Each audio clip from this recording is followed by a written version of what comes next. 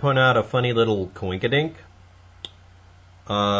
New case rate in the United States for 7-day average. Right here, by most measurements, was maybe the worst day right here for cases in the United States, period. This is right here.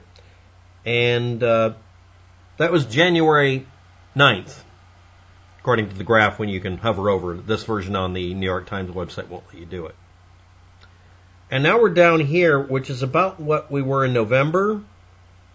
And if we can get lower, we can get it down to where we can eventually get better. Now, there's a bunch of sources that will tell you why this is important, but I want to point out that we started seeing a steady drop approximately on the 8th and the 9th and the 10th of January 2021. On that day is when Twitter banned Trump's account.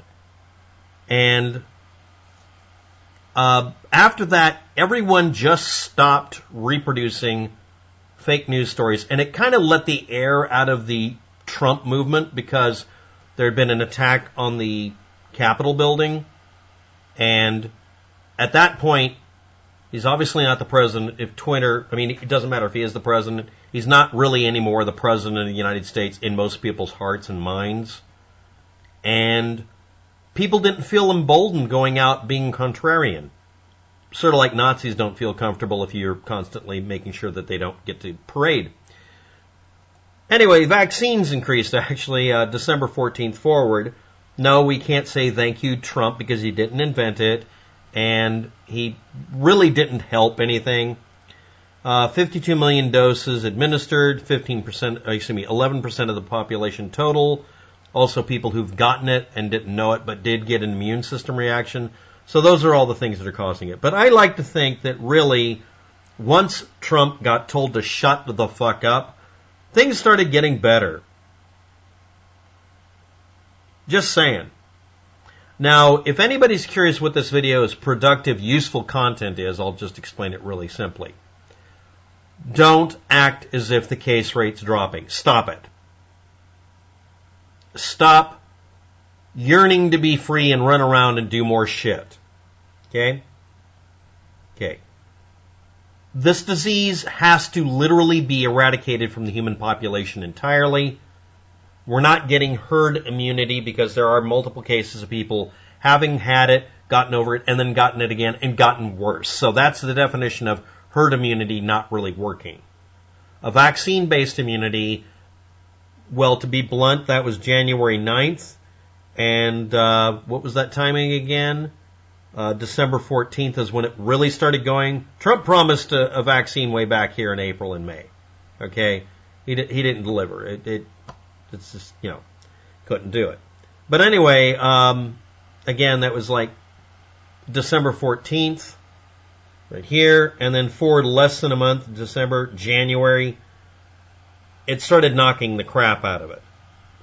So I'm attributing this to partial immunity, but people getting the vaccine, and more important than all of it, people stopped feeling comfortable being a contrarian and aka a Karen or a masshole, or we just call them Trump supporters.